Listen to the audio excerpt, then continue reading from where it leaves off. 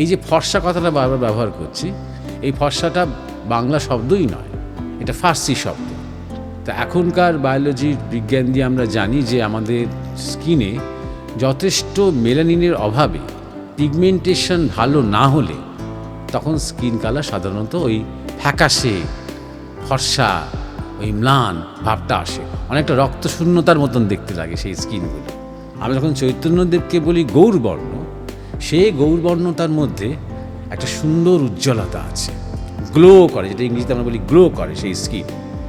সেটা কিছু কিছু ভারতীয়দের মধ্যে বা কিছু কিছু দক্ষিণ ইউরোপিয়ানদের মধ্যে বা কোনো কোনো জায়গাতে ওরকম ধরনের স্কিন দেখা যায়, যে স্কিনটা খুব ফ্যাকাশে নয়, ওই তথাকথিত ফর্সা নয়, কখনো হয়তো কাশ্মীরে দেখা যায়, কিন্তু স্কিনটার মধ্যে একটা স্বাস্থ্যোজ্জ্বল ব্যাপার আছে। যে মেঘ থেকে একটু পরেই বৃষ্টি নামবে, যে মেঘ একদম মানে আকাশ ছেয়ে গেছে মেঘে, এবং একটু পরেই বৃষ্টি নামবে, মেঘ একদম ভারে নুয়ে পড়েছেন পৃথিবীর উপরে, সেই মেঘের যে রং সেটাই শ্রীকৃষ্ণের গায়ের রং। তাই জন্য এই ঘনশ্যাম, ওই মেঘ বরণ, এই শব্দগুলো ওইখান থেকেই এসেছে। তখন বিউটিটা শুধুমাত্র কালারের ওপর ছিল না, বিউটিটা হেলথের ওপর ছিল। অর্থাৎ যখন কারোর গায়ের রঙও বলা হচ্ছে, তখন তার সেই গায়ের রঙটা কেমন ধরনের গায়ের রং, মানে সেটা কতটা উজ্জ্বল, কতটা সুন্দর, সেটাও ছিল। কেমন ধরনের তার চোখের তারার রং, কেমন ধরনের তার মাথার চুলের রং, শুধু কালো হলেই হবে না, সেটা কেমন ধরনের কালো, এটাও ছিল। কালীকে বলা হয়, অনেকে বলেন যে এটা অনার্য দেবী, অর্থাৎ আমাদের যে আর্য যে বৈদিক পরম্পরায় পরে আনা হয়েছে কালীকে, কিন্তু কালী অনেক আগে থেকে আছে। এবং অনার্য মানে কি? যারা জঙ্গলে থেকেছেন, যারা আদিবাসী, যারা মূল অধিবাসী, তাদের দেবী। তারা নিজেরা যেমন দেখতে, তেমন তারা রূপ পছন্দ করেছেন, তাই হয় সাধনকালে সাধককে দুটো বিষয়ের উপরে মনোযোগ দিতে বলা হয়, বাক সংযম এবং খাদ্য সংযম। এই দুটোর সাথে জিহ্বার খুব নিবিড় যোগ। জিহ্বাকে যদি গুটিয়ে নেওয়া যায় এবং যদি একদম গলা পর্যন্ত ঠেলে দেওয়া যায়, যেখান থেকে আমরা ঢোক গিয়েছি সেই অবধি, তাহলে জ্বর সমাধি হয়ে যায় সঙ্গে সঙ্গে। জ্বর সমাধি বলতে একদম গলা থেকে আর শরীরের নিচ পর্যন্ত আর কোনো বোধ থাকবে না। সে দিনের পর দিন, সপ্তাহের পর সপ্তাহ, মাসের পর মাস ওই অবস্থায় বসে থাকতে পারবে।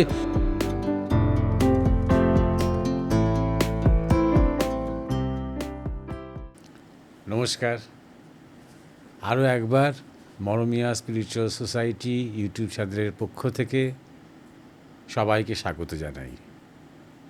জীবনের কথা এপিসোড নম্বর 197।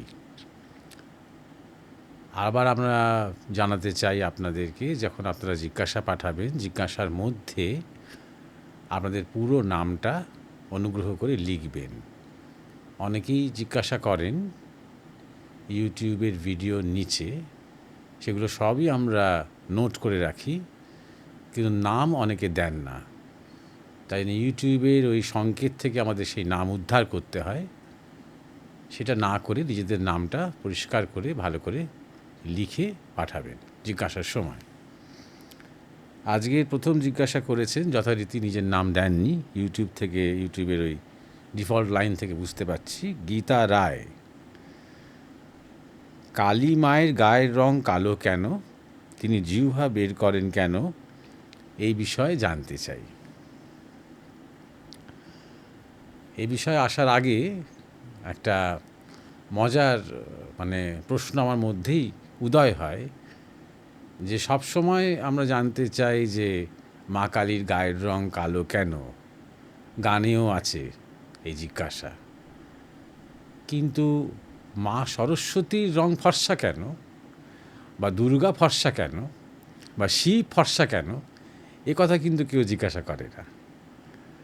তারপরের একটা জিজ্ঞাসা আছে, তার নাম গোরাচাঁদ বেরা, এটা 2 নম্বর জিজ্ঞাসা। জগতের সব আলোময়, ইলেকট্রন, প্রোটন, নিউট্রন, স্পিরিটন, মন শুদ্ধ হলে আলো দেখে, মন অশুদ্ধ হলে কালো দেখে, কৃষ্ণ কি কালো? এখানেও যেন একটা মৃদু আপত্তি যে আমাদের যারা প্রিয় তারা কালো কেন, সবাই একটু ফর্সা হলে ভালো হতো। তো এই যে একটা যে সাদা কালো নিয়ে আমাদের মধ্যে যে সংস্কার, এটা খুবই প্রাচীনকাল থেকেই আছে, বিভিন্নভাবে এবং বিভিন্ন কারণে রয়েছে। কিছুটা ঐতিহাসিক, কিছুটা সাংস্কৃতিক, কিছুটা ধর্মীয়, পরবর্তীকালে কিছুটা রাজনৈতিক, কিছুটা বিদেশি আক্রমণ এবং বিদেশি শাসনের প্রভাব, সব মিলিয়ে দীর্ঘদিন ধরে এই তৈরি হয়েছে এই সংস্কারটা। আমার মনে আছে ছোটোবেলায় তখন আমরা মিশনারি স্কুলে পড়তাম, যথারীতি সেই মিশনারি স্কুলের ক্রিশ্চিয়ান আইডিওলজিগুলো তারা বেশি প্রমোট করতেন। তা সেখানেও আমরা দেখতাম যে যিশুকে সবসময় সাদা দেখানো হয়, শ্বেতাঙ্গ দেখানো হয়।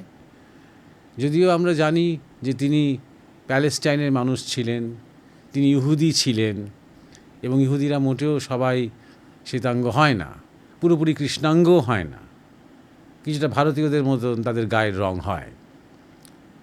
সুতরাং আমরা যেহেতু এটা শ্বেতাঙ্গ কালচার হয়ে গেছে, ক্রিশ্চিয়ানিটি কালচারটা রোমানদের হাত ধরে, ইউরোপিয়ানদের হাত ধরে ক্রিশ্চিয়ানিটি ছড়িয়ে পড়েছে চারদিকে, তাই না তারা তাদের একমাত্র আইকন যিশুকে ফর্সা করতে বেশি পছন্দ করেছেন।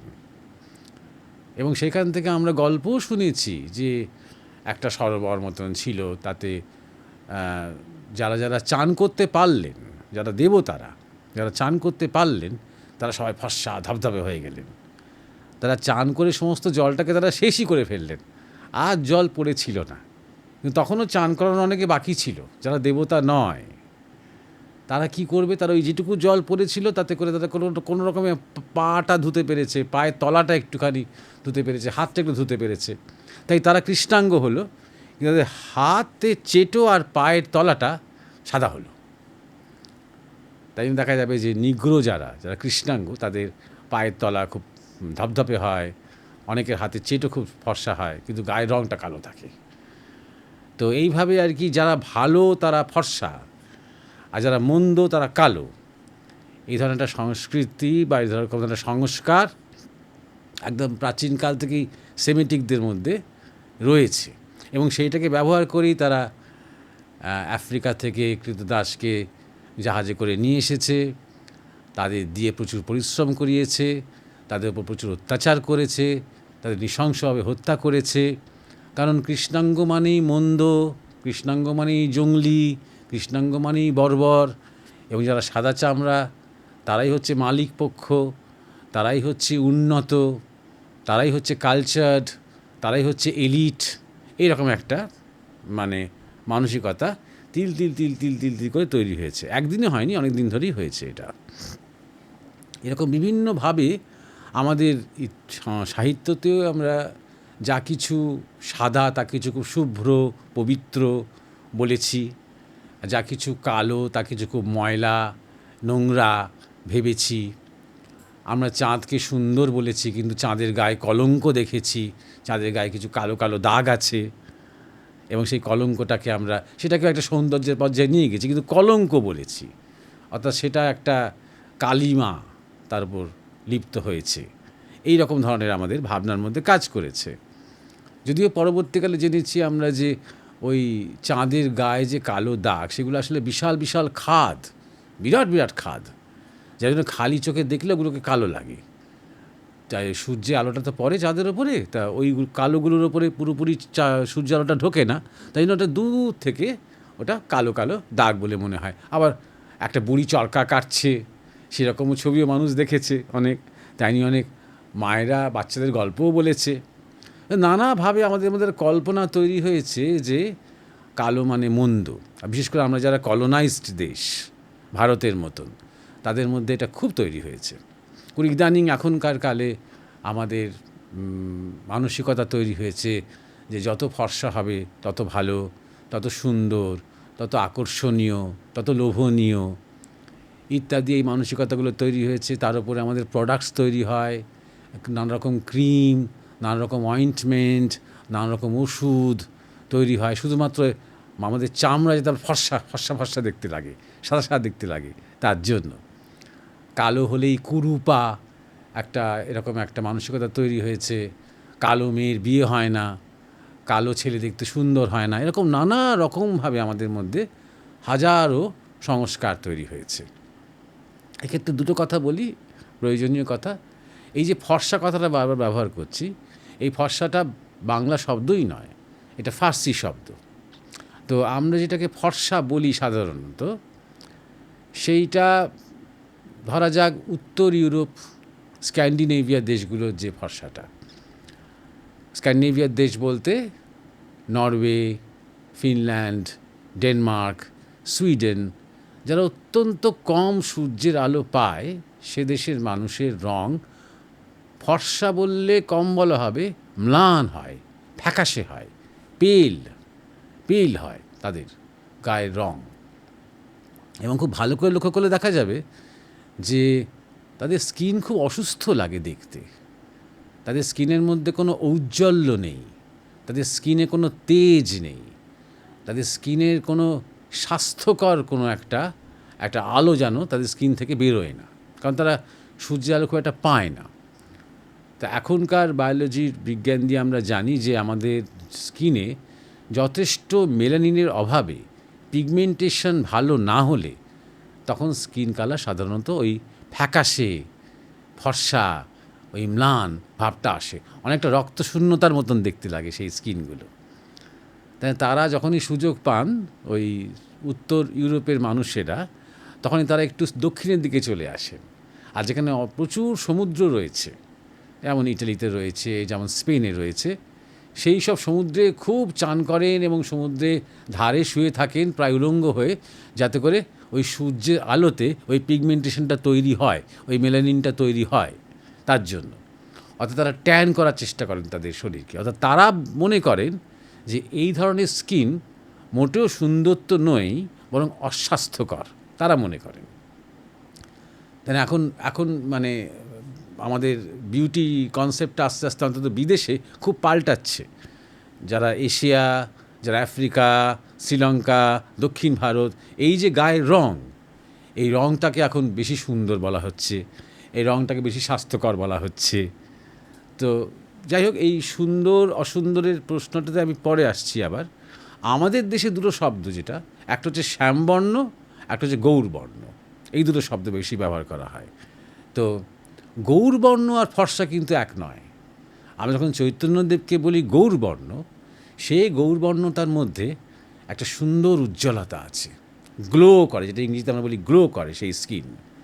সেটা কিছু কিছু ভারতীয়দের মধ্যে বা কিছু কিছু দক্ষিণ ইউরোপিয়ানদের মধ্যে বা কোনো কোনো জায়গাতে ওরকম ধরনের স্কিন দেখা যায়, যে স্কিনটা খুব ফ্যাকাশে নয়, ওই তথাকথিত ফর্সা নয়, কখনো হয়তো কাশ্মীরে দেখা যায়, কিন্তু স্কিনটার মধ্যে একটা স্বাস্থ্যোজ্জ্বল ব্যাপার আছে। স্কিন যেন চকচক চকচক চকচক করছে, কোনো fair and lovely cream team না মেখে বা কোনো অয়েন্টমেন্ট না দিয়ে, কোনো স্টেরয়েডস ব্যবহার না করে, তাদের স্কিন কিন্তু খুব উজ্জ্বল। সেইটাকেই বলা হয় গৌরবর্ণ। আর শ্যামবর্ণ এক্স্যাক্টলি তার উল্টো দিকটা, যে রং হয়তো কুচকুচে কালো, কিন্তু জল করছে, উজ্জ্বল। সব কৃষ্ণাঙ্গ মানুষেরই কিন্তু অতটা উজ্জ্বল হয় না। কোনো রঙটা, কোনো কালো রঙটা ময়লা রঙ হয়, খুব একটা সুস্থ লাগে না। হয়তো সেটা স্কিনটা হয়তো খারাপ নয়, কিন্তু রঙটার মধ্যে কোনো তেমন সৌন্দর্য থাকে না। কিন্তু যেগুলো উজ্জ্বল শ্যামবর্ণ বা কৃষ্ণবর্ণ, সেগুলো কালো কুচকুচে গায়ের রঙ হয়, একদম পালিশ করার মতন রঙ হয়, এবং স্কিনটা যেন গ্লো করে, উজ্জ্বল হয়। তো এবারে আমরা প্রথমে শ্রীকৃষ্ণের কথাটা বলে নিই, কারণ যেহেতু এরকম ধরনের একটা মন্তব্য করেছেন আপনি যে কৃষ্ণ কি কালো ছিলেন। হ্যাঁ, তিনি কালো ছিলেন, এবং তার চেহারার আরও বর্ণনা আমরা গুরু মহারাজের কাছে পেয়েছি। তিনি মধ্যম আকৃতির ছিলেন, অর্থাৎ কৃষ্ণ খুব একটা লম্বা ছিলেন না, আবার খুব একটা বেটেও ছিলেন না।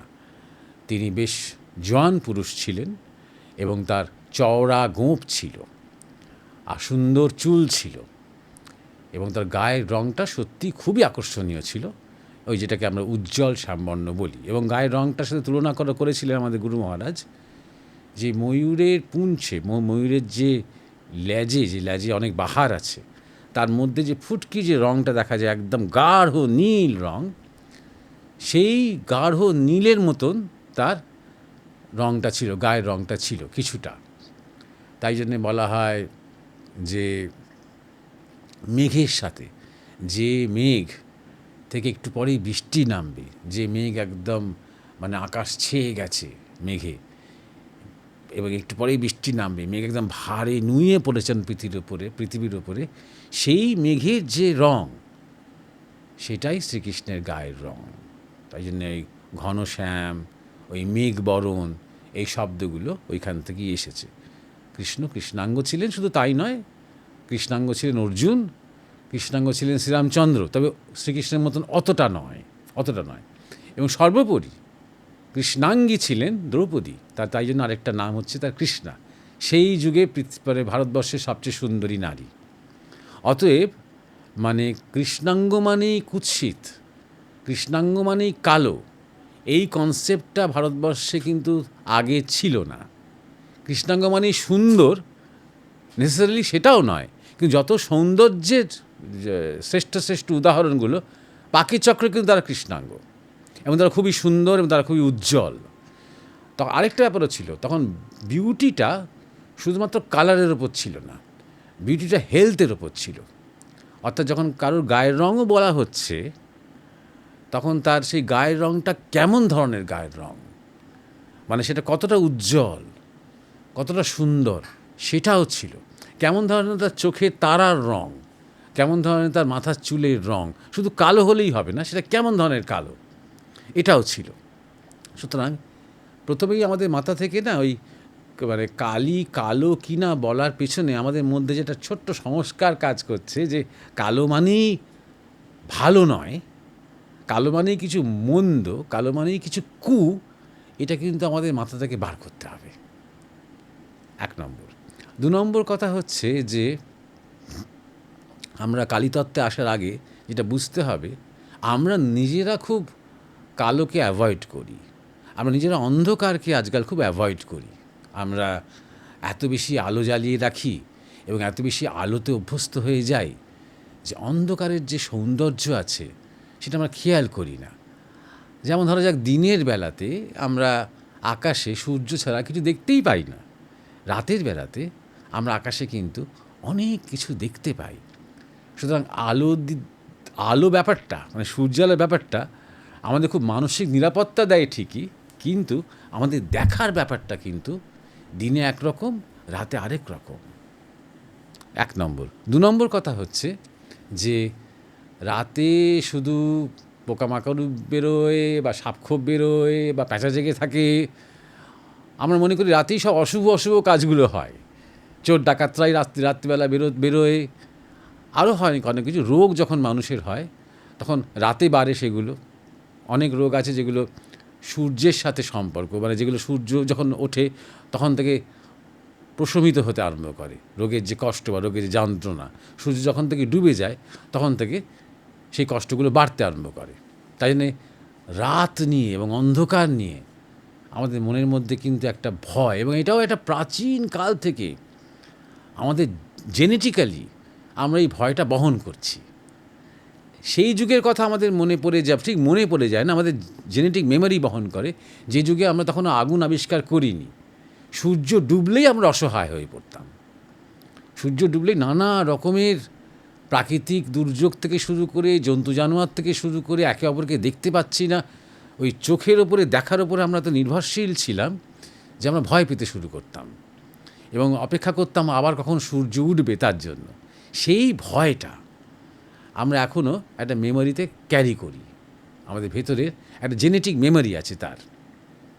তো তাই জন্যে আমরা এই কালোর সাথে যা কিছু অশুভ, অকল্যাণমূলক, অমঙ্গলমূলক আমরা মনে মনে কিছু কল্পনা করি, বিভীষিকা কল্পনা করি। যা কিছু ভয়ঙ্কর কিছু হয় সবসময় রাত দিয়ে শুরু হয়, সে ভূতের উপদ্রবী হোক কি কোনো রকমের একটা সাসপেন্স, কোনো একটা সিনেমা দেখছি সেটাই হোক, সব কিছুই রাতে।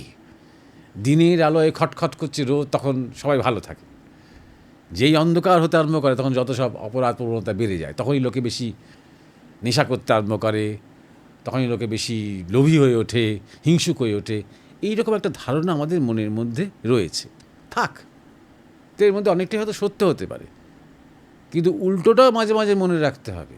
যে যেমন ধরা যাক, আমাদের অনেক রোগ রাত্রিবেলাতে যন্ত্রণা বাড়ে, আবার অনেক রোগ রাত্রির বেলাতে ঘুমের মধ্যেই সারতে আরম্ভ করে। যখন গভীর নিদ্রায় মগ্ন হয়ে আছি, তারপর যখন সকালবেলা ঘুম থেকে উঠলাম, তখন দেখলাম অনেকটা ভালো লাগছে, আর সেই জ্বরটা নেই, বা মাথার যন্ত্রণাটা নেই, বা শরীরের মধ্যে যে কষ্টগুলো ছিল সেটা দেখছি কমে গেছে। কখন হলো? রাত্রিবেলাতেই হলো, গভীর রাত্রির, যখন একদম শরীর ঘুমোচ্ছে। সুতরাং অন্ধকার বা রাত মানেই মন্দ, এইটা মাথা থেকে এই ব্যাপারটাও সরিয়ে দিলে ভালো হয়।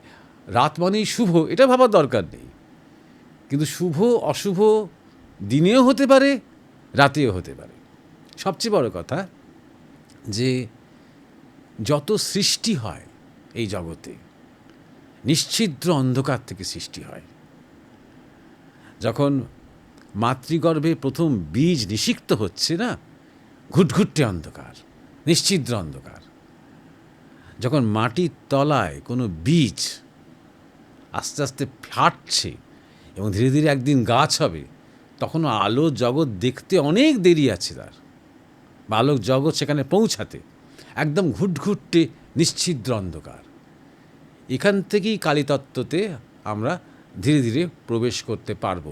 কালী শব্দটা এসেছে কাল থেকে, কাল থেকেই গতি, এবং গতি কিসের ওপরে আছে? স্থিতির ওপরে আছে। এমনি পৌরাণিকভাবে যখন আমরা গল্পটা শুনি, তখন আমরা জানি যে কালী, মা কালী একদম উদ্দণ্ড নৃত্য করতে করতে বা ধ্বংসলীলা চালাতে চালাতে হঠাৎ করে তার মানে পতি দেবতার বুকে পা দিয়ে ফেলেছেন, গায়ে পা দিয়ে ফেলেছেন, এখন লজ্জায় জিভ বার করেছেন। এটাই তা আপনি জিজ্ঞাসা করেছেন যে জিভটা কেন বেরিয়ে আছে। এই এই এই এই মানে যে উপমাটা, এই রূপকটা, এখানে আমরা পরে আসছি, এই লজ্জার কনসেপ্টটা। কিন্তু তার আগে আমরা টাইমে ছিলাম, সময়, কাল। কালের কোনো রং হয় না, সাদার মধ্যে সব রং থাকে। আমরা জানি সূর্যের আলোকে ভেঙে আমাদের 7টা রং বেরিয়ে পড়ে। ঠিক তেমন উল্টো দিকে সূর্য সাদার মধ্যে যেমন সব রং আছে, তেমন কালোর মধ্যে কোনো রং নেই। আজকাল আমরা বলে অভ্যস্ত হয়ে গেছি যে কালো রং, কালো রং করাও যায়, কালো রং দেওয়া যায়, কালো রং তৈরি করা যায়, কিন্তু অ্যাকচুয়ালি কালো কোনো রং নয়। Absence of wrong, absence of colour মানে হচ্ছে কালো। তাহলে যেখানে কালের যাত্রা শুরু হচ্ছে, যখন স্থিতি থেকে গতিতে আসছে, যখন তিনি নিজেকে 1 থেকে 2 করছেন, সেখানে রঙের কোনো প্রশ্নই নেই। রঙের প্রশ্ন কখন শুরু হয়? যখন আলোর প্রশ্ন আসে, তখন। আমরা যদি বলি এই যে দ্বিতীয় যে জিজ্ঞাসা, আমি একসাথে দুটো নিয়ে আলোচনা করছি কিছুটা, যে ইলেকট্রন, প্রোটন ইত্যাদি ইত্যাদি, স্পিরিটনের সব আলোময়। কে দেখছে সেই আলো? কী করে জানলাম আলোময়? সে কি বাই নেচার আলোময় নাকি? এখনকার বিজ্ঞান কি বলছে? যে বস্তুর নিজস্ব কোনো রং নেই। সূর্যের আলো রিফ্লেক্টেড হয় একটা বস্তুর উপরে, রিফ্লেক্টেড হয়ে সেটা আমাদের চোখের মধ্যে প্রবেশ করে, আমাদের ব্রেন একটা প্রসেসিং করে একটা রঙের মেসেজ দেয় আমাকে। আমরা সেই রঙটা একটা নাম দিই, হলুদ, সাদা, লাল, নীল, আমরা নানা রকম রঙ নাম দিই। তখন তার এই প্রসেসিংটা গরুর মধ্যে অন্যরকম হয়। আমরা যেটাকে ধরো মানে সবুজ ঘাসে ভর্তি মাঠ দেখছি, গরু সেটাকে লাল দেখে। অন্য কোনো পশু হয়তো অন্য কোনো রং দেখে, কেউ হয়তো ওই রঙটা দেখতেই পায় না, আবার এমন রং দেখতে পায় সেটা তো মানুষের চোখে ধরা পড়ে না। তাহলে ধ্রুব রং বলে তো অ্যাকচুয়ালি কিছু নেই। তাহলে ইলেকট্রন, প্রোটন, আলোময় কার চোখে? মাইক্রোস্কোপে যখন কোনো বিজ্ঞানী ইলেকট্রন, প্রোটন যদি দেখতে পান, তো তার চোখে। অথবা যদি তিনি তার অন্তর্জগতে যদি ইলেকট্রন, প্রোটনের খেলা দেখতে পান, তার চোখে। তাহলে আলোটা কোত্থেকে আসছে? যার চোখ তার থেকে আসছে। তাই জন্য আমাদের বলা হয় কর্মেন্দ্রিয়, জ্ঞানেন্দ্রিয়। আমাদের চোখ অর্গান, যন্ত্র, যে যন্ত্র ওই ভিজুয়াল ইমেজগুলোকে ক্যাপচার করছে, কিন্তু সেটা জ্ঞানেন্দ্রিয় দ্বারা প্রসেসিং হচ্ছে, হয়ে তখন আমরা এটাকে বলছি মাইক্রোফোন, দেখে বলছি, অমুকটাকে বলছি আকাশ, আরেকটাকে বলছি গাছ, এটাকে বলছি ঘর, এটাকে বলছি আমার সন্তানের মুখ। তাহলে কর্মেন্দ্রিয় এবং জ্ঞানেন্দ্রিয় প্রসেসিং এটা হচ্ছে। একজন জন্মান্ধকে জিজ্ঞাসা করুন না যে আলোময় বলতে সে কী বোঝে, কিছুই সে বোঝে না। তার হয়তো জ্ঞানেন্দ্রিয় প্রসেসিং রয়েছে, কিন্তু তাকে কল্পনা করালেও কল্পনা করতে পারবে না, কারণ তার কোনো রেফারেন্স পয়েন্ট নেই। সে জগৎকে দেখবে শুনে, কান দিয়ে, সে জগৎকে দেখবে ছুঁয়ে, স্পর্শ দিয়ে, সেইটা দিয়ে তো জগৎ তৈরি হবে। সুতরাং এই যে সংস্কার, আলো এবং কালো, আলো এবং অন্ধকার, এই নিয়ে এই সংস্কারের ঊর্ধ্বে উঠে ব্যাপারটাকে বুঝতে হবে। যে যখন এই দুটো প্রিন্সিপালকে, স্থিতি এবং গতি প্রিন্সিপালটাকে যখন ঋষিরা সামনে আনার চেষ্টা করেছেন, তখন একটা মেরু তাদের দেখাতে হয়েছে, এবং মেরু দেখাতে গিয়ে তাদের দুটো রং দেখাতে হয়েছে। একটা ফুল অফ কালার্স, সম্ভাবনা, আরেকটা নো কালার, পোটেনশিয়াল বা সে কাইনেটিক। তাহলে সম্ভাবনা কখন কাইনেটিক হচ্ছে, পোটেনশিয়াল কখন কাইনেটিক হচ্ছে, যখন টাইম আসছে, অর্থাৎ যখন মুভমেন্ট শুরু হচ্ছে। একই জিনিস বলা যাবে যে মাতৃগর্ভে বীজ নিষিক্ত হচ্ছে, আস্তে আস্তে আস্তে আস্তে সেই তৈরি হচ্ছে সেই ভ্রূণ। কিসের ভিত্তিতে? টাইমের ভিত্তিতে। 1 সপ্তাহ, 1 মাস, 6 মাস, 9 মাস, 10 মাস, অনেক টাইম যখন যাচ্ছে, ধীরে ধীরে ধীরে ধীরে নিশ্ছিদ্র অন্ধকারের মধ্যে একটা বস্তু তৈরি হচ্ছে। তাহলে সৃষ্টি, স্থিতি, প্রলয়, এই তিনটেই ঘটছে কিসের ভিত্তিতে? টাইমের ভিত্তিতে, সময়ের ভিত্তিতে, কালের ভিত্তিতে। তারপরে আসছে আমাদের সূর্য, চন্দ্র, তারা, সূর্যের আলো, আমাদের চোখ, জ্ঞানেন্দ্রিয়, কর্মেন্দ্রিয়, তারপর আমরা আলো, অন্ধকার, রং, এই বিচারগুলোতে আসছি। তাই জন্যে এই কনসেপ্টটাকে বোঝাতে গিয়ে, এবার ধরা যাক কালীকে বলা হয়, অনেকে বলেন যে এটা অনার্য দেবী, অর্থাৎ আমাদের যে আর্য, যে বৈদিক পরম্পরায় পরে আনা হয়েছে কালীকে, কিন্তু কালী অনেক আগে থেকে আছে। এবং অনার্য, অনার্য মানে কি? যারা জঙ্গলে থেকেছেন, যারা আদিবাসী, যারা মূল অধিবাসী, তাদের দেবী। তারা নিজেরা যেমন দেখতে, তেমন তারা রূপ পছন্দ করেছেন, তাই হয়। জাপানেও সরস্বতী পূজা হয়, বাংলাতেও সরস্বতী পূজা হয়, দক্ষিণ ভারতেও সরস্বতী পূজা হয়। পশ্চিমবাংলা সরস্বতীকে দেখতে একদম বাঙালি মেয়েদের মতন, জাপানে সরস্বতীকে দেখতে জাপানি মেয়েদের মতন, দক্ষিণ ভারতেও তাই, স্বাভাবিক এটা। ঠিক তেমনই তারা যখন জঙ্গলের মানুষ, যখন জঙ্গলের দেবীকে নিয়ে পূজা করেছেন, তাদের মতন তারা যা পছন্দ করেছেন, তারা তাদের গায়ের রঙটাকেই ভালোবেসেছেন, তারা তাদের দেবীর মধ্যে তাদেরই প্রজেকশন দেখতে চেয়েছেন। এটা একটা দিক। পরবর্তীকালে যখন আমরা শক্তিতত্ত্ব নিয়ে যখন আলোচনা করছি, তখন আমরা আরেকটা দিক নিয়ে আলোচনা করছি, যখন শিব এবং কালী একসাথে এসে গেছেন, সেখানে সত্তা এবং প্রাণ, তার দ্রষ্টারূপ যে সত্তা, যেটাকে ধরা যাক বলা যায়, যেখানে যদি আমরা কালীকে কালো বলি, তাহলে এই ফর্সাটা কী, সেই সাদাটা কী? এই যে গৌর শিব, প্রথমত যদি আমরা হিস্টোরিক্যালি ভাবি, তাহলে তিব্বতের মানুষ গৌর বর্ণ হয়, বা ফর্সা হয়, বা হলুদ বর্ণ হয় কিছুটা। কিন্তু যদি আমরা তাত্ত্বিকভাবে দেখি, তাহলে আমরা বুঝব যে তিনি হচ্ছেন স্থিতি, যে স্থিতির মধ্যে সমস্ত রং আছে। আর কালী হচ্ছেন গতি, তার মধ্যে কোনো রং নেই। তিনি ওই যে স্থিতির রঙকে ক্রিয়াশীল করবেন, তিনি ওই স্থিতির রঙকে তিনি নিয়ে আসবেন। তার প্রসেসিংয়ে ওই নাচটা চলছে, ওই ইন ইয়াং প্রিন্সিপালের নাচটা চলছে, পুরুষ প্রকৃতির নাচটা চলছে। নিয়ে আসবেন কিসের ভিত্তিতে? টাইমের ভিত্তিতে। অনেক পারমুটেশন হবে, অনেক কম্বিনেশন হবে, অনেক প্রসারণ হবে, অনেক ফিউশন হবে আস্তে আস্তে আস্তে আস্তে, তখন যে কী রং, তখন যে কী রূপ কেউ জানে না, তখনও দেখার কেউ আসেনি। এটা বুঝতে হবে। যদি আমরা আদিতে ফিরে যাই, তখনও দেখার কেউ আসেনি। এখন যদি ধ্যানের মধ্যে কোনো যোগী দেখতে পান সৃষ্টিতত্ত্ব, তাহলে যে সৃষ্টিতত্ত্ব তিনি দেখবেন সেটা তাকে দেখানো হবে, রূপকে দেখানো হবে এমন একটা ল্যাঙ্গুয়েজে, এমন একটা ভাষায়, যে ভাষাটা তিনি বুঝবেন। তিনি তার যে সেন্সেস দিয়ে, তার যে ইন্দ্রিয় দিয়ে, যে ইন্দ্রিয়গুলো নিয়ে তিনি এতকাল ধরে অভ্যস্ত থেকেছেন,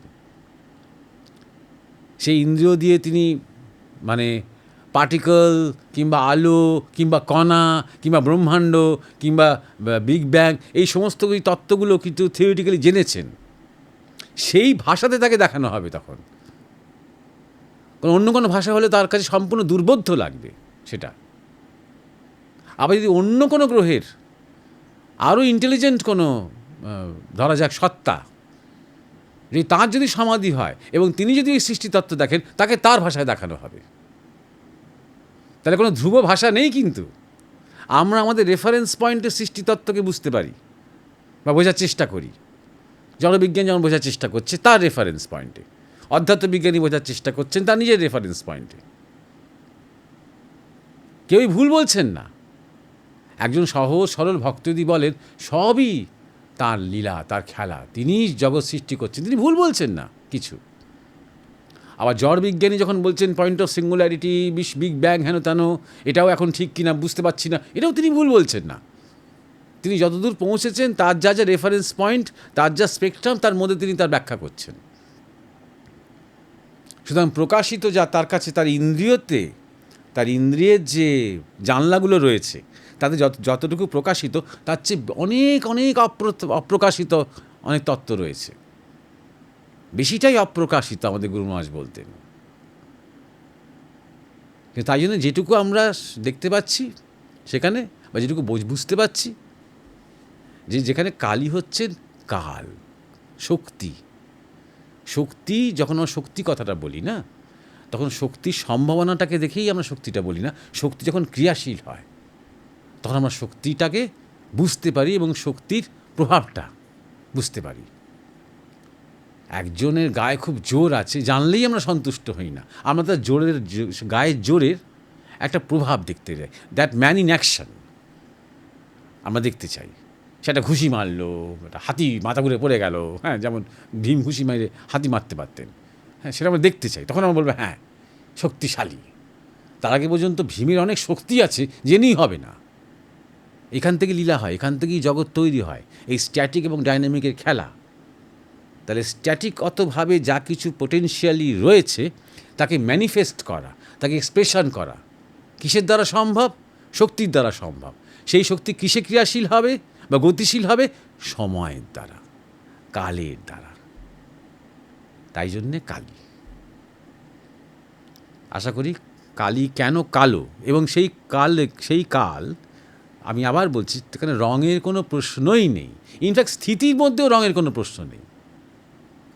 কিন্তু মেরুটা দেখানোর জন্য আমরা যদি একটাকে কালো দেখাই, তাহলে আরেকটাকে সাদা দেখাবো। এই যে মেরুটা দেখানোর জন্য, বোঝানোর জন্য এই পুরুষ প্রকৃতি প্রিন্সিপালটা, এই ইন ইয়াং প্রিন্সিপালটা, এটাকে সামনে রূপক হিসেবে রাখা হয়েছে। স্থিতিকে দেখানো হয়েছে সাদা রূপে, আর গতিকে দেখানো হয়েছে কালো রূপে।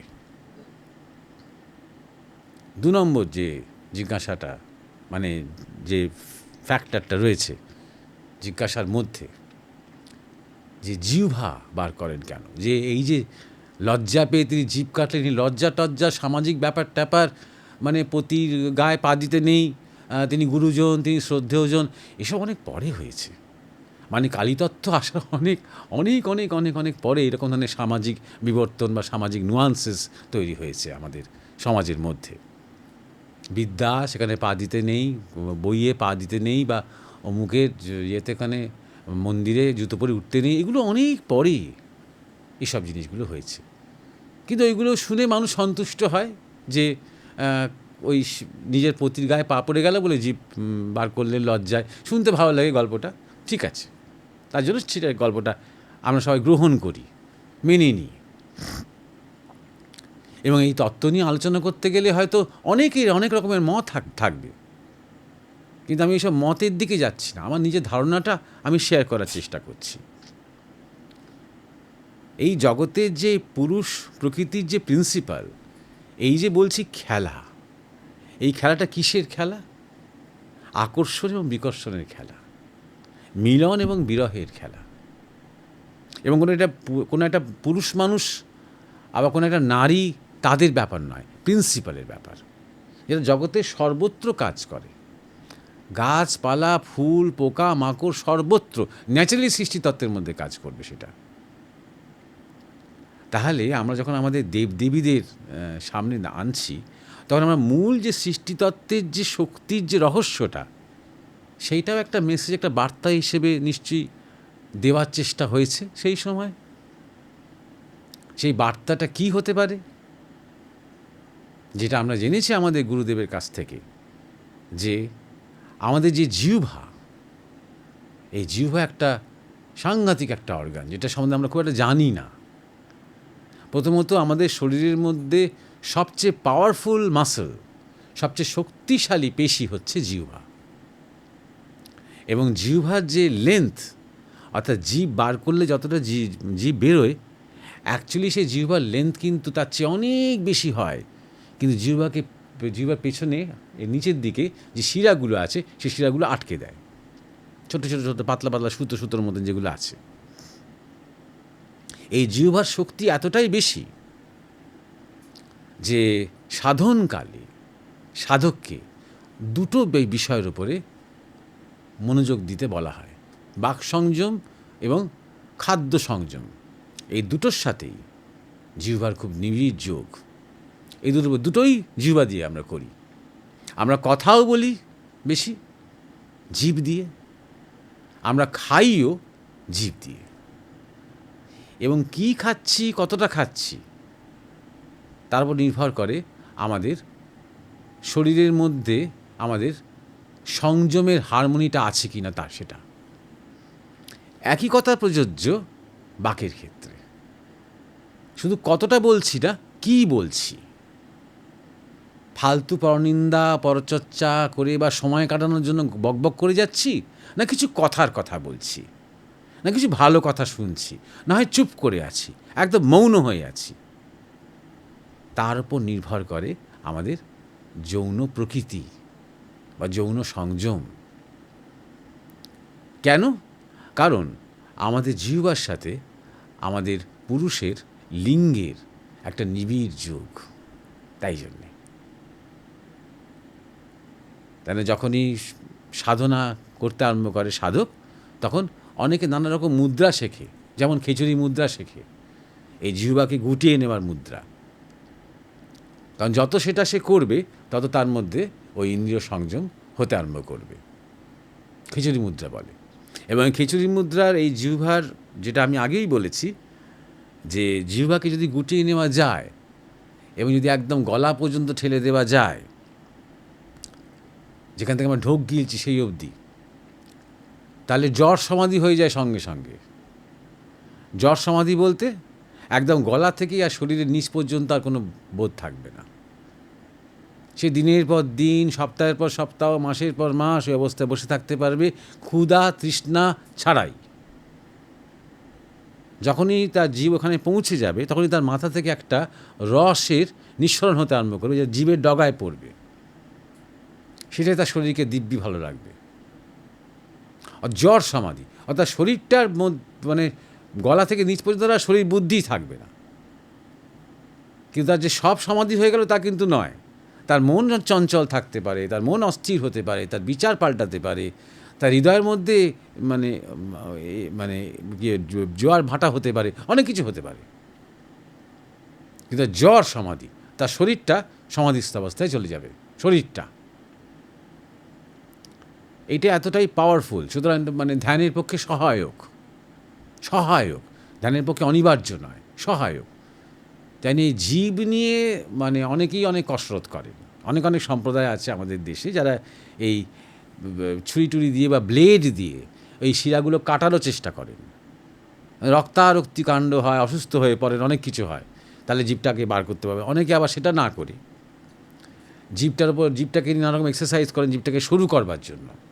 টেনে টেনে টেনে টেনে যত সরু হবে তত জিভটা লম্বা হবে, এই আশায় অনেক রকম অনেক কাণ্ড করেন জিভ নিয়ে।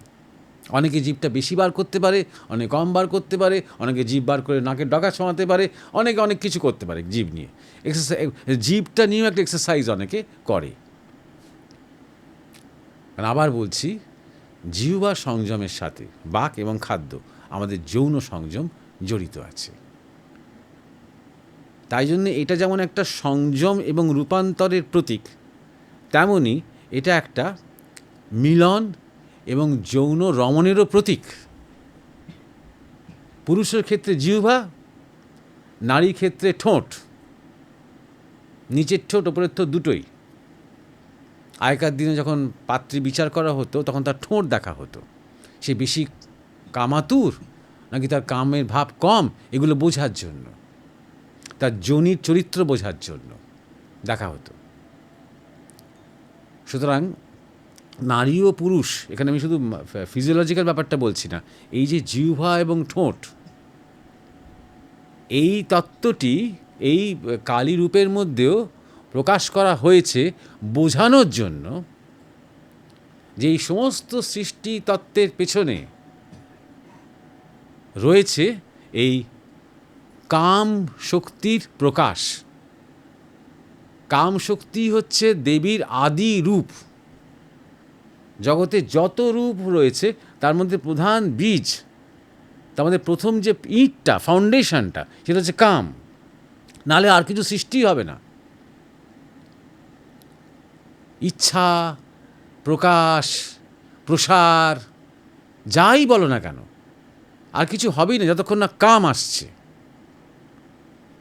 এবং মিলনের ইচ্ছা জাগছে। যখনই তিনি দুই হচ্ছেন তখনই এই টানাপোড়েনটা শুরু হয়ে যাচ্ছে। আকর্ষণ এবং বিকর্ষণ, এই মিলনের আকর্ষণ এবং বিকর্ষণ, আবার মিলনকে ওই আকর্ষণটা ফিরে পাওয়ার জন্য বিকর্ষণ। নাহলে চিরমিলিত হয়ে থাকলেও কিন্তু হবে না। চিরমিলিত হলেই তো এক হয়ে যাচ্ছে, তখন সৃষ্টি বন্ধ হয়ে যাচ্ছে। যেখানেই শিব এবং শক্তি এক হয়ে যাচ্ছেন সেখানেই তো সমাধি। ম্যাক্রো লেভেলেও সমাধি যেমন, মাইক্রো লেভেলেও সমাধি তেমন। আর সৃষ্টি হচ্ছে না, তাই জন্য আকর্ষণ এবং বিকর্ষণ থাকছে, এবং আকর্ষণ ও বিকর্ষণ থাকছে বলেই ম্যানিফোল্ড ম্যানিফেস্টেশন হচ্ছে, অর্থাৎ দুই থেকে বহু হতে আরম্ভ করছে। এইভাবেই এই জগতের এই সৃষ্টিলীলা চলছে। তাহলে কামই সৃষ্টির কারণ, কামই স্থিতির কারণ এবং কামই লয়ের কারণ। আজকে যখন আমরা মানে মূল স্রোতে, ধরো এক থেকে বহুতে আমরা নেমে এসেছি, কাম দিয়ে নেমে এসেছি, আবার যখন আমরা বহু থেকে একে যাচ্ছি, আবার সেই কাম, রূপান্তরিত কাম দিয়েই যাচ্ছি। তাই সংযমের কথা বলা হচ্ছে। সে আবার আমরা দুইতে ফিরে যাচ্ছি, দুই থেকে আবার মিলিত হয়ে একে ফিরে যাচ্ছি। সে ভগবান ভক্ত মিলন হোক, গুরু শিষ্য মিলন হোক, সে দেবীর সাথে মানে ভক্তের মিলন হোক, সে যাই হোক না কেন, এই মিলনের যে মূল বীজটা, মিলন এবং বিরহের যে মূল বীজটা, সেটা হচ্ছে কামশক্তি। সেটাই ওই প্রতীকের মধ্যে দিয়ে মানুষকে দেখানো হচ্ছে যে এটাই মূল।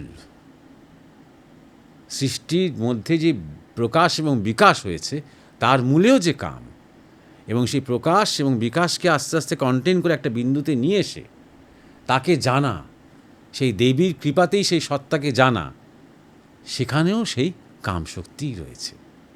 তাই ব্রহ্মচর্যের ওপরে বা সংযমের ওপরে এত জোর দেওয়া হয়। প্রবৃত্তি মার্গেও জোর দেওয়া হয়, নিবৃত্তি মার্গেও জোর দেওয়া হয়। তাহলে গীতা রয়, এইটা ছিল তোমার জিজ্ঞাসা নিয়ে মীমাংসা। আশা করি বুঝতে পেরেছ। বারবার শুনবে দরকার হলে, তাহলে আস্তে আস্তে পরিষ্কার হবে ধারণা। দ্বিতীয় জিজ্ঞাসা ছিল গোরাচাঁদ মেরার। আশা করি তুমি তোমার উত্তর পেয়ে গেছো। প্রথম জিজ্ঞাসাটার প্রসঙ্গে কৃষ্ণের কথা হয়েছে, শুধু একটা কথাই মনে পড়ে গেল যে রবীন্দ্রনাথ ঠাকুর খুব চেষ্টা করেছিলেন সাহিত্যের মধ্যে দিয়ে বাঙালিকে এই গৌরবর্ণ এবং ফর্সার সংস্কার থেকে একটু বার করতে। তার বহু গানে, কবিতায়, উপন্যাসে, গল্পে তার নায়িকারা বেশিরভাগই শ্যামলী, শ্যামল বর্ণা বা শ্যামল বর্ণ। কৃষ্ণকলি গানটা তো খুব বিখ্যাত গান। তো আমাদের মধ্যে বা সময় হয়েছে আমরা যারা ভারতীয়রা, যেখানে আমাদের দক্ষিণ ভারতের মেয়েরা খুব সুন্দর, বা আমাদের সারা দেশেই গৌরবর্ণাও সুন্দর হতে পারে, কৃষ্ণবর্ণাও সুন্দর হতে পারে, আবার কালোকে ভালো বলতে গিয়ে আবার যেন মানে ফর্সাদেরকে যা মানে কুৎসিত বলা আরম্ভ না করি, সবসময় আমাদের উল্টো উল্টো পথে চলি, তো সেটা না করে প্রকৃত সৌন্দর্যের সংজ্ঞাটা যেন আমাদের মধ্যে বা তৈরি হতে আরম্ভ করে। কৃষ্ণকে যে সুন্দর বলে মানুষ, সেটা কৃষ্ণের স্বভাবের জন্য। কৃষ্ণের সব কিছু, তিনি 64 কলায় সিদ্ধ ছিলেন, তার সৌন্দর্যে অনেক কিছু দিক ছিল। যেমন তিনি যতই ক্লান্ত হতেন না কেন, তাকে সবসময় টাটকা লাগতো দেখতে। তিনি যতই ব্যস্ত থাকতেন, তিনি যখনই সামনে এসে দাঁড়াতেন মনে হতো একদম ফ্রেশ, একদম টকবক করছেন, ফুটছেন তিনি। এটা একটা কলা, এটা সবার মধ্যে এটা থাকে না। একটুখানি পরিশ্রম করলেই আমরা ক্লান্ত হয়ে যাই, আমাদের মুখে চোখে ছাপ পড়তে আরম্ভ করে। একটুখানি মানে না ঘুমোলেই আমাদের চোখের কোণে কালি পড়তে আরম্ভ করে। কৃষ্ণের কিন্তু সেটা হতো না, এটা তার একটা কলা। সদা হাস্যমুখ, এইগুলো তার সৌন্দর্যের এক একটা দিক। তিনি কখনোই বিভ্রান্ত হতেন না, কখনোই বিব্রত হতেন না, কখনোই অপ্রস্তুত হতেন না, চট করে ক্রোধী হতেন না, সবসময় হাসি মুখ। চরম চ্যালেঞ্জিং পরিস্থিতিতেও তিনি নিজেকে সবসময় স্থির রাখতে পারতেন। এটা তার সৌন্দর্যের একটা দিক। সুতরাং আসল সৌন্দর্যের দিকে যদি আমাদের দৃষ্টিটা থাকে না, তাহলে তিনি ফর্সা ছিলেন না কালো ছিলেন বলে আমাদের মনের মধ্যে অত ইয়ে থাকে। ওখানেও একটা কিন্তু দ্বৈততা তৈরি করে, যে রূপক অর্থে দেখি আমরা, যেহেতু তিনি খুব কালো, কৃষ্ণবর্ণ, শ্যামবর্ণ, তাই না তাকে তার যে যাকে প্রধান গোপিনী বলা হচ্ছে শ্রী রাধিকা, তিনি কিন্তু খুব গৌরবর্ণা, ফর্সা। এই কন্ট্রাস্টটা সবসময় আনা হয়েছে রূপকের মধ্যে দিয়ে বোঝানোর জন্য যে এই কন্ট্রাস্টের উপরেই জগৎ দাঁড়িয়ে আছে। সৃষ্টিতত্ত্ব সমস্ত কিছু, দিন মানেই রাত থাকবে, রাত মানেই দিন থাকবে, ভালো মানেই মন্দ থাকবে, সুখ মানেই অসুখ থাকবে। যে কোনো একটা আমি নেব, আরেকটা আমি নেব না, বা আরেকটা নিয়ে আমার একটু মন খারাপ হবে বা আমার সংস্কারে লাগবে, আমরা যারা ফর্সাবাদীরা এই এই জায়গা থেকে বেরো, তাহলে ভালো লাগবে, তাহলে বুঝতে পারবে কৃষ্ণের রূপটা আসলে কোথায়। এবং তার এই কৃষ্ণবর্ণ রূপটা যে খুব সুন্দর। আমাদের একজন গুরুভাই ছিলেন, তার গায়ের রং রং কুচকুচে কালো ছিল, এবং তার স্কিনটা সবসময় মনে হতো না আলো জ্বলছে, এতটাই চকচক চকচক করতো। তিনি কিছুই লাগাতেন না, তিনি সন্ন্যাসী ছিলেন, তিনি ক্রিম তেল কিছুই লাগাতেন না, ওসব পছন্দই করতেন না। তা গুরুমহারাজ আমাদের দেখিয়ে বলেছিলেন, দেখ ওই যে দেখছিস গায়ের রং, এই হচ্ছে কৃষ্ণের গায়ের রং। সত্যি অপূর্ব স্কিন সেটা, কিন্তু দেখবার মতন। সুতরাং কোয়ালিটি অফ স্কিন সেইটা ছিল রূপের প্রধান ব্যাপার, রংটা ছিল না। রঙের যে কোয়ালিটি বা স্কিনের যে ধরনটা, সেটা ছিল। এবার আমরা তৃতীয় যে জিজ্ঞাসা, সেই জিজ্ঞাসায় এবারে আসব। এই জিজ্ঞাসা করেছে কলকাতা থেকে মেঘাশ্রী। সে লিখেছে, আজকাল মহারাজ নার্সিসিস্টিক কথাটা খুব শোনা যায়, আর সত্যি কিন্তু মিলেও যায় এ ধরনের মানুষের ব্যবহার। আমাদের আশেপাশে, ঘরে, কাজের জায়গায়, প্রতিবেশী কিংবা আত্মীয়, বন্ধু, স্বামী, স্ত্রী বিভিন্ন রূপে এসেছে। আমাদের মনকে দুর্বল করার প্রবল চেষ্টায় লেগে পড়ে এরা, ভেঙে দেওয়ার চেষ্টা করে মনোবল। আমরা এদের বিপরীত চরিত্রের সাথে মানিয়ে নিতে পারি না। এটাকে কি আধ্যাত্মিক যুদ্ধ বলে? কারণ এদের ব্যবহার অসুস্থ করে দেয় মানুষকে, আর এদের নজর মোটেই কল্যাণময় নয়। মাথায় রোগ নাকি শয়তানি কোনটা জানি না, তবে এইসব মানুষের থেকে নিজের মানসিক রিয়াকশান যা বেরিয়ে আসে, তা হওয়া থেকে নিজেকে কী করে রক্ষা করব যদি বলে দেন। ধন্যবাদ। মেঘাশ্রী, কলকাতা থেকে লিখেছ। প্রথমে তুমি লিখেছ যে এই নার্সিসিস্টিক কথাটা আজকাল খুব শোনা যায়। না, এটা বহুকাল থেকেই শোনা যায়। নার্সিসিস্টিক শব্দটা খুব বেশ পুরনো শব্দ, বহু ব্যবহৃত শব্দ এটা। এটা এক ধরনের কমপ্লেক্স হিসেবেও দেখা হয়, নার্সিসিস্টিক কমপ্লেক্স বলে। তা কথাটা যখন উঠলই তখন নার্সিসাসের কথা একটু বলিনি সামান্য। তিনি একজন গ্রিক পুরাণের একজন দেবতা, সাংঘাতিক রূপবান ছিলেন তিনি, এবং তার অনেক ক্ষমতাও ছিল, শারীরিক ক্ষমতা, এবং তার অনেক দক্ষতা, অনেক কুশলী তিনি ছিলেন, তার অনেক গুণ ছিল, কিন্তু ভীষণ ভীষণ আত্মকেন্দ্রিক ছিলেন। কাউকে তোয়াক্কাই করতেন না, কারোর দিকে দৃকপাতও করতেন না তিনি। তো একবার হয়েছিল যে তাকে স্বাভাবিক তিনি এতই সুন্দর দেখতে ছিলেন, একজন পুরুষ, একজন যুবক, যে স্বর্গে সুন্দরীরা বা বিভিন্ন জায়গাকার সুন্দরীরা, মানে স্বর্গ মর্ত্য পাতাল সব জায়গার সুন্দরীরা ঘন ঘন তার প্রেমে পড়তো। তিনি সবাইকে অত্যন্ত উন্নাসিকভাবে প্রত্যাখ্যান করতেন, তাই তারা মন খারাপ করে চলে যেত। তার ছেলে বন্ধুও হতো না, সবাই সাথেই তারা ব্যবহারটা অত্যন্ত রূঢ় ব্যবহার ছিল। তার নিজের সমাজে এত গর্ব ছিল। শুধু একটাই ব্যাপার, তিনি কখনো কিন্তু নিজে যে কত তা সুন্দর, তার চোখ মুখ যে কত সুন্দর সেটা তিনি জানতেন না, কারণ সে যুগে কোনো আয়নার ব্যবহার ছিল না, তখনও কাঁচকে ব্যবহার করে আয়নার রূপে কখনো ব্যবহার করা হয়নি, মানে গ্রিক পুরাণের সময়কার কথা বলছি আর কি। তা একবার একটি মেয়ে, সেও স্বর্গীয় একটি মেয়ে, তার নাম ইকো। ইকো মানে প্রতিধ্বনি বাংলায় আমরা জানি। তা ওইখান থেকেই কথাটা এসেছে, ওই মেয়েটির নাম থেকেই এসেছে কথাটা। তা তিনি একবার শাপভ্রষ্ট হয়েছিলেন, কারণ জিউস, তিনি একজন দেবতা, গ্রিক দেবতা, তার স্ত্রী হেরা তাকে অভিসম্পাত দিয়েছিলেন এই ইকোকে। কারণ জিউস তিনি একটু চরিত্রহীনের মতন কিছু কাজ করেছিলেন, তিনি অনেক নারীর সাথে সঙ্গ করছিলেন, আর সেই দিকে যাতে হেরা দৃষ্টি না যায় তার জন্য ইকো হেরাকে নানা রকম কথাবার্তা, গল্প, আড্ডা, গসিপ এর মধ্যে আটকে রেখেছিলেন, অন্যমনস্ক করে রেখেছিলেন। তাই হেরা জানতে পারেননি যে তার স্বামী তার সাথে প্রতারণা করছেন, তিনি অন্য নারীদের সাথে সঙ্গ করছেন। যখন জানতে পেরেছিলেন তখন তিনি খুব রাগ করেছিলেন ইকোর ওপরে। ইকোকে অভিশাপ দিয়েছিলেন যে তুমি আর কথা বলতে পারবে না, শুধু অন্য কেউ যখন কথা বলবে তখন শুধু তার শেষ কথাটা রিপিট করতে পারবে, প্রতিধ্বনি করতে পারবে, শুধু তার শেষ কথাটা তুমি বলতে পারবে, আর তুমি কথা বলতে পারবে না। তাই সেই অভিশাপ নিয়ে সে বেচারা ঘুরে বেড়াচ্ছিল। করতে করতে সে একদিন জঙ্গলের মধ্যে শিকার করছে অবস্থায় নার্সিসাসকে দেখেছে। আর স্বাভাবিক সে খুব সুন্দর, সে নিজেকে সামলাতে পারেনি, সে নার্সিসাস দেখেই গেছে। নার্সিসাস ফিরে তার দিকে তাকিয়েছে, তাকিয়ে বলছে কে এখানে? আর সেই মেয়েটা এখানে বলেছে, কারণ সে এখানে অবধি সে বলতে পারবে রিপিট। তখন নার্সিসাস বলছে, মানে ভেবেছেন কোনো কাজ আছে হয়তো তার। বলে কাম, এসো বলেছে। সেও বলেছে এসো বলে ঝাঁপিয়ে পড়েছে নার্সিসাসের উপর। নার্সিসাস সঙ্গে সঙ্গে তাকে মানে রীতিমতো লাঞ্ছনা করেছেন, ধাক্কা মেরে দূরে ঠেলে দিয়েছেন তাকে। রাগে, দুঃখে, অভিমানে সে আস্তে আস্তে আস্তে আস্তে মিলিয়ে যায়। সে পাহাড়ের সুন্দরী ছিলেন তিনি, ইকো। পাহাড়ের গুহায় গুহায় গুহায় গুহায় তার শরীরটা আর থাকে না, শুধু তার প্রতিধ্বনিটা থাকে। সেখান থেকেই ইকো কথাটা এসেছে। পাহাড়ে গেলে, কোনো গুহায় ঢুকলে, কোনো বিশেষ উপত্যকায় গেলে সেখানে আওয়াজ করলে, শব্দ করলে সেটা ফিরে আসে, সেটা সেই ইকো বলে মেয়েটির, অভিমানী মেয়েটির সেই প্রতিধ্বনি এখান থেকে এসেছে। তো যাই হোক, সেই নার্সিসাস এক ধরনের অভিশাপও হলো তার, সেই ইকোর কাছ থেকে, মানে ইকোর সাথে তার যে দুর্ব্যবহার, সেই দুর্ব্যবহারের প্রভাবও পড়ল।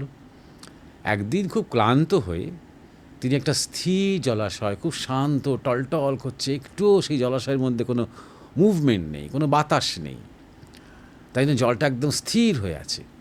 সেখানে ঝুঁকে জল খেতে গিয়ে বা মুখে জল দিতে গিয়ে তিনি প্রথম নিজেকে দেখলেন, সেই জলের প্রতিবিম্ব দেখে মুগ্ধ হয়ে গেলেন। একদম এতই মুগ্ধ হয়ে গেলেন যে তাকে পাওয়ার জন্য, ওই জলে যা ছায়াটা পড়েছে তাকে পাওয়ার জন্য উনি পাগল হয়ে গেলেন। ওটা যে উনি নিজে বুঝতেই পারছেন না, উনি ভাবতেই পারেন যে আরেকজন কেউ। কিন্তু যখনই ধরতে যাচ্ছেন তখনই জলটা টলমল করতে আরম্ভ করছে, ঝাপটা হয়ে যাচ্ছে জলের ওপরে, ঢেউ উঠতে আরম্ভ করছে, তিনি তাকে শুতে পাচ্ছেন না। ঘন্টার পর ঘন্টা, দিনের পর দিন ওইখানেই তিনি পড়ে আছেন, চেষ্টা করে যাচ্ছেন। কথা বলছেন তিনি দেখছেন যে জলের নিচে মুখ নড়ছে, কিন্তু তিনি তার কথা শুনতে পাচ্ছেন না। অনেক দিন পর তিনি আস্তে আস্তে বুঝতে পারলেন যে এটা তিনি নিজেই। তখন তিনি বললেন যে মুভমেন্টগুলো একই রিপিট হচ্ছে, তখন তিনি বুঝতে পারলেন যে এটা তিনি নিজে। কিন্তু ওখান থেকে তিনি নড়তে পারলেন না, এতটাই তিনি বিভোর হয়ে পড়লেন ওই জলের প্রতিবিম্বটার সাথে, ওখান থেকে নড়তে পারলেন না, ওইখানেই তিনি শুকিয়ে মারা গেলেন। পরবর্তীকালে মানুষ গিয়ে তাকে আর খুঁজেও পেল না সেখানে দেখলো একটা ফুল রয়েছে, তার মাঝখানটা সোনালি, আর সেই ফুলটা ঝুঁকে আছে সেই জলের মধ্যে, আর সেই জলের মধ্যে তার সেই ফুলটার প্রতিবিম্বটাও রয়েছে। এইটা হচ্ছে মানে পুরাণটি। এই গ্রিক পুরাণ থেকেই কথাটা এসেছে। যারা আত্মকেন্দ্রিক, এটা অনেকেই আছে যারা আয়নার সামনে ঘন্টার পর ঘন্টা দাঁড়িয়ে থাকে, নারী পুরুষ উভয়ই। নারীর মানে আত্মকেন্দ্রিকতা এক ধরনের, পুরুষের আত্মকেন্দ্রিকতা আরেক ধরনের। হয় নিজের রূপে, না নিজের গুণে আমরা সবাই মুগ্ধ হয়ে আছি, এ এক মায়া। সুতরাং নার্সিসিস্টিক তোমার চারপাশ, তোমার প্রতিবেশী, তোমার স্বামী, তোমার বন্ধুবান্ধব নয়, একা নয়, তুমি আমিও কম বেশি নার্সিসিস্টিক, যা নিজেদেরকে আমরা খুব আধ্যাত্মিক ভাবছি। খেয়াল রেখো এটা। আমি অনেক ভক্তকে দেখেছি যাদের নিজেদের ভক্তি নিয়ে তাদের প্রচণ্ড অহংকার আছে, যে আমি যখন তার ঠাকুর ঘরে যাই আমার চোখ দিয়ে শুধু জল পড়ে। নার্সিসিজম। অত বলার কি দরকার? মানে অন্যদের পড়ে না, আমার যে পড়ে, এটা বোঝানোর জন্য। বা আমি যখন আমার গুরুর কাছে যাই, বাপরে কি ভিড়, বসে থাকা যায় না, এত ভিড়, মানে আমার গুরু কত বিখ্যাত, তিনি সকলের কত প্রিয়। এটাও নার্সিসিজম এক ধরনের। সুতরাং আধ্যাত্মিক জগৎ তুমি এসেছো মানেই তোমার মধ্যে খুব বিনম্রতা এসে গেছে, খুব শরণাগতি এসে গেছে, তিনিই তো সব, আমিই তো কিছু নয়, এটা যে খুব এসে গেছে, এটা ধরে নিও না। বরং আমি বলবো যে অপরকে জাজ করো না। আত্মকেন্দ্রিকতা সবার মধ্যেই রয়েছে।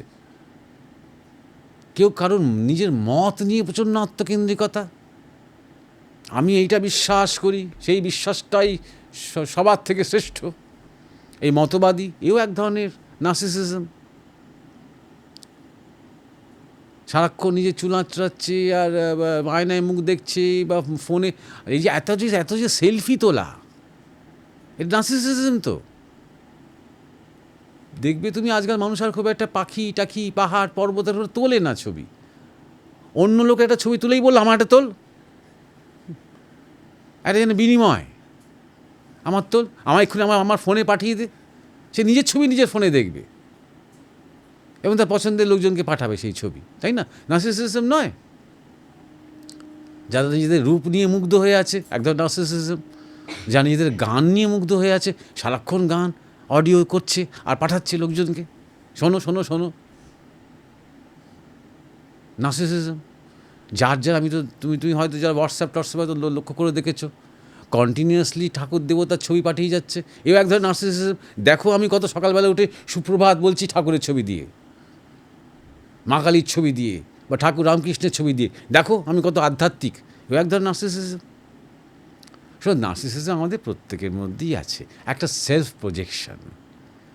দেখো আমি কিছু একটা, আমি কোথাও একটা অপরের থেকে শ্রেষ্ঠ, এটা ভাবতে আমরা ভালোবাসি। এটাকে তুমি ওটা দোষের চোখে দেখো না, আমরা সবাই কম বেশি নার্সিসিস্টিক। এইবার তুমি এটাও দেখো, তুমি যাদের বলছো যারা প্রচণ্ড চাপ দিচ্ছে, তুমি রিয়াকশান করে ফেলছো, তাদের জীবনে সঙ্গ কেমন হয়েছে, তাই না? তোমার হয়তো জীবনে কিছু সঙ্গ হয়েছে। তুমি যখনই বলছো এটা আধ্যাত্মিক যুদ্ধ, তখনই ধরে নিচ্ছে তুমি নিজেকে আধ্যাত্মিক বলছো। এটাও নার্সিসিজম। যে আমরা যারা আধ্যাত্মিক মানুষ তারাই ক্রমাগত এই প্রতিকূল মানুষগুলোর সাথে যুঝছি, তাই না? এও এক ধরনের কিন্তু একটা আত্মকেন্দ্রিকতা। নিজেকে অত শিরোপা দেওয়ার দরকার কি আছে, অত অ্যাডজেক্টিভস দেওয়ার দরকার কি আছে যে আমি আধ্যাত্মিক? এটা আধ্যাত্মিক যুদ্ধ। আধ্যাত্মিক যুদ্ধ করা কি অত সহজ? যখন আমাদের প্রচণ্ড কামের বৃত্তির সাথে লড়াই করে যাচ্ছি, ওইটা একটা যুদ্ধ। যখন আমাদের মধ্যে প্রচণ্ড একটা রাগ হচ্ছে, মুখ দিয়ে কিছু খারাপ কথা বেরিয়ে আসছে, অথচ বলছি না, সময় দিচ্ছি, নিজেকে ঠান্ডা হতে দিচ্ছি, ঠান্ডা হয়ে প্রপার অ্যাকশন করার জন্য চেষ্টা করছি, সেটা একটা যুদ্ধ। এইগুলো আধ্যাত্মিক যুদ্ধ। তুমি কিভাবে তার সাথে কথা বলবে, তাকে কীভাবে তুমি যুদ্ধে হারাবে, কথায় হারাবে, আচরণে হারাবে, এটা কি যুদ্ধ? তাই না? ধর্মযুদ্ধ অন্য জিনিস। ধর্ম স্থাপনের জন্য যে যুদ্ধ,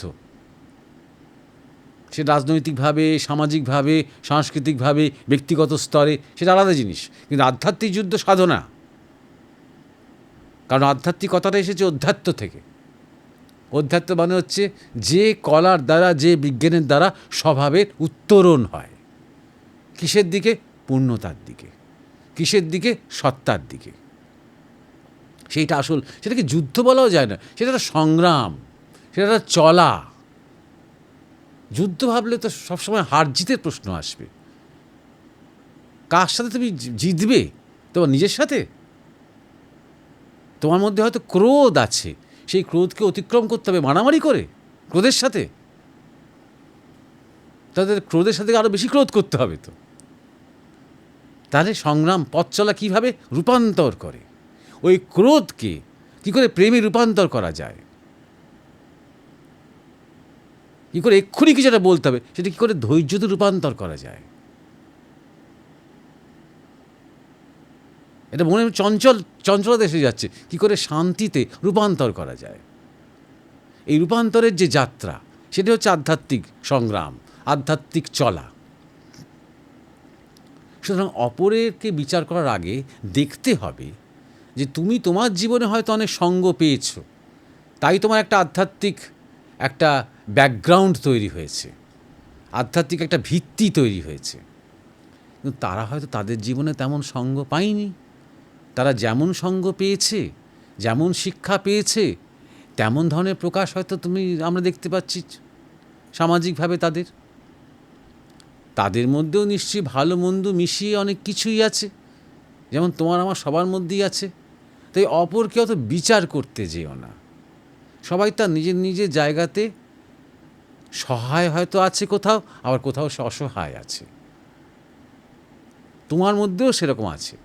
বিচার বরং নিজেকে করো, নিজেকে বিশ্লেষণ করো, নিজেকে পুঙ্খানুপুঙ্খ দেখো, নিজের মন, নিজের মেজাজ, নিজের বৃত্তি, নিজের অবসাদ, বিমর্ষতা, আনন্দ, চঞ্চলতা, স্নিগ্ধতা, রূঢ়তা, সব কিছু নিজের মধ্যে নিজেকে দেখো।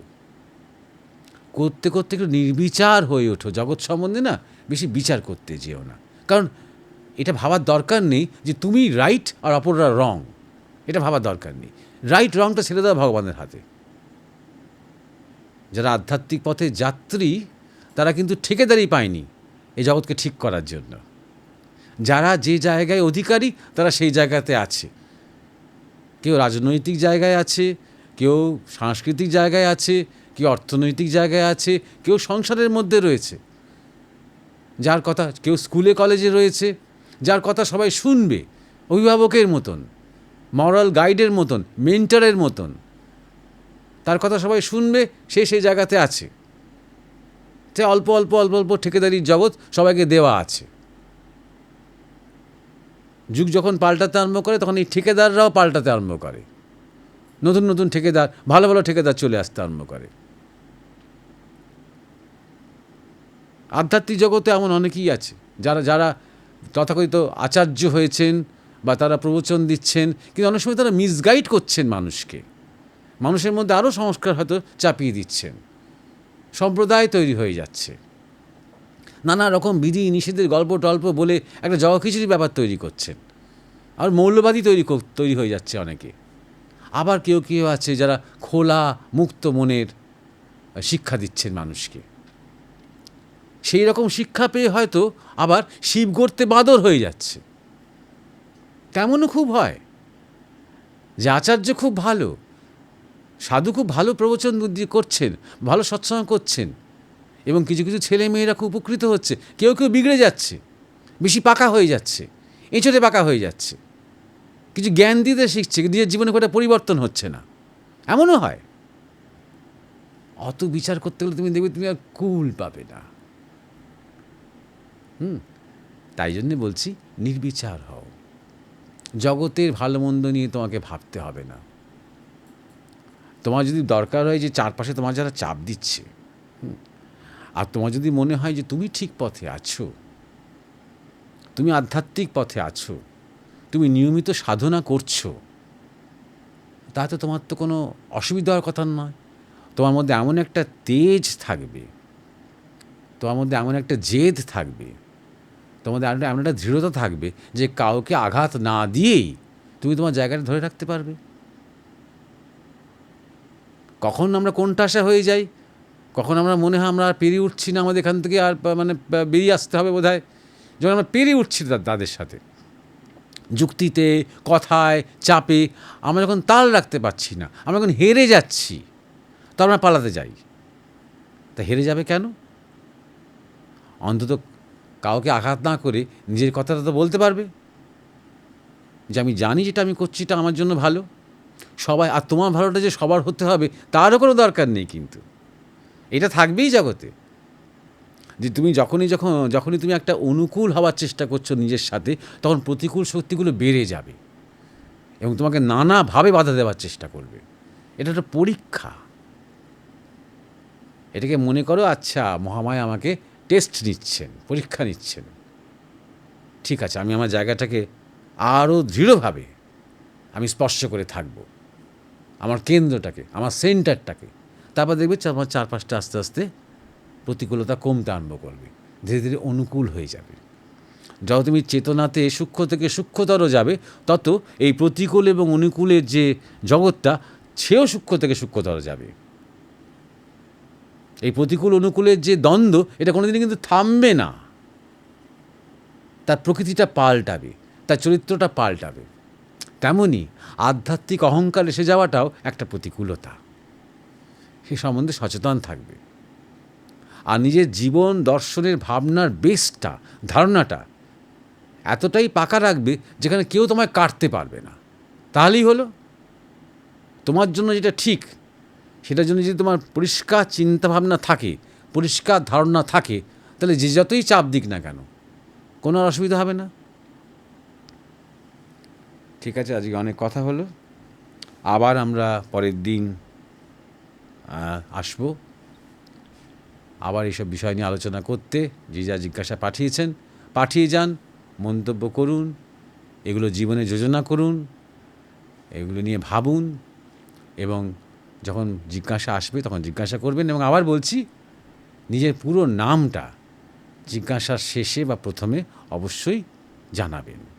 সবাইকে নমস্কার জানাই, ধন্যবাদ।